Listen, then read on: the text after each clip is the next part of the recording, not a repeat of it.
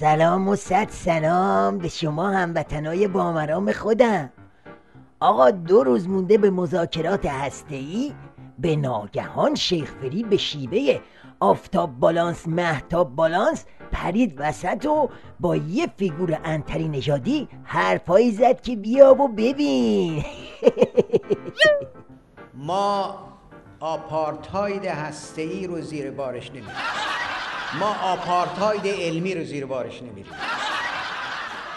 ما همه ملت ها را، این همون اصول اولیه منشوره، ما همه ملت ها را در برابر قوانین بین المللی یکسان میبینیم.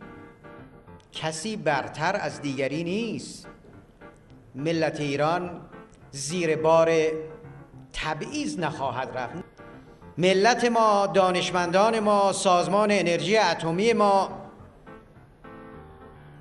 عزیزان فعال و تلاشگر ما که از جان هم مایه گذاشتن، دیدید که از جان مایه گذاشتن. ما به حمدالله در دولت تدبیر و امید همه فعالیت‌های علمی و کار علمی قانونیمون رو ادامه دادیم، ادامه خواهیم داد. این رو همه غربی ها، شرقی ها، 5 به اضافه 1 دیگران بدانند. چطور شد؟ آقا این راستی شیخ فری بود که این حرفا رو زد؟ نه جان موشگاه، شیخ فری بود. بابا این که پس فرید روز تو ایلام مشغول در کردن قمپوزای دیگه ای بود که. ما باید در برابر افراط پیروز شویم و ان شاء الله به حول و قوه الهی در برابر افراط و افراطیون پیروز خواهیم بود. حسن بالاخره تو چی کاره ای حسنی؟ میخوای در برابر افراط پیروز بشی؟ میخوای در برابر آپارتاید هسته‌ای پیروز بشی؟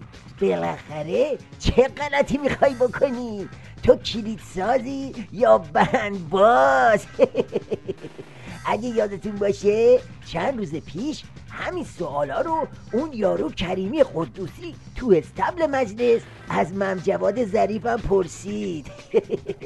یکی از بحث‌های اصلی ما این است جناب آقای ظریف اینجا خیلی از آرمان‌های انقلاب قوی صحبت کردن در همین صحبت کوتاهشان، ولی اون طرف آب که میرن جور دیگری موضع گیری میکنن. آیا ما نمیدونیم واقعا روش دیپلمات‌های ما همین جور باید باشد؟ بله، این بندبازی ها رو شیخ فری به باقی ظریفان نظامم یاد داده تا هم هوای 5 به علاوه 1 رو داشته باشن، هم دهن رقبای دلواپس رو ببندن.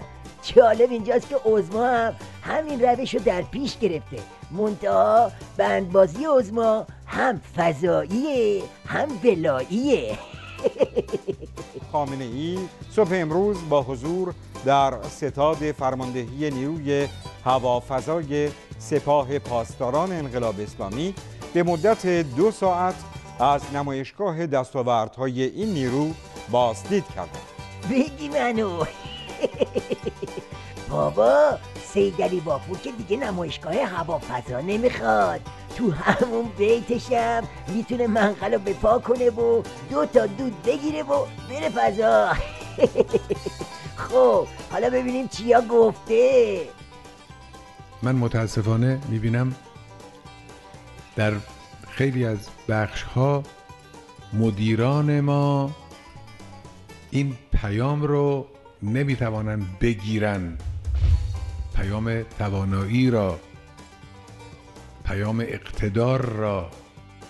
توصیه من همیشه به مسئولین اینه، میگم در کار سیاست خارجی، در کار مبادلات بین المللی، در مسائل گوناگون هرچه تلاش و ابتکار هست به خرج بدید. من موافق با تلاش و ابتکار و پیشرفت و مذاکره و از این حرفا هستم، منتها اینها رو گره نزنید به نقاط نیاز و ضعفی که امروز تصور میکنید در کشور هست، مثل مسئله تحریم. مسئله تحریم رو جور دیگری حل کنیم. بابا آقا این که دیگه اسمش بندبازی نیست که. سیدعلی کل نظام و چلوند انداخت رو بند. بابا دلواپسای نظام منتظر بودن عظما بیاد یه دستی به سر و ریششون بکشه، اما این زرخورده تلس شکسته جای دلجویی از دلواپسا از غربیا دلبری کرد. اگه تحریمو به مذاکرات گره نزنن پس به چی گره بزنن؟ به ریش تو یا دنب کوسه؟ اصلا مذاکره واسه چیه پس؟ خراب کردی اوزی، خراب کردی. اگه فردا همین دلواپسا با کله اومدن تو دلت، اون وقت چی کار میکنی؟ نظام ولایت نگو، جیگر زلیخا بگو.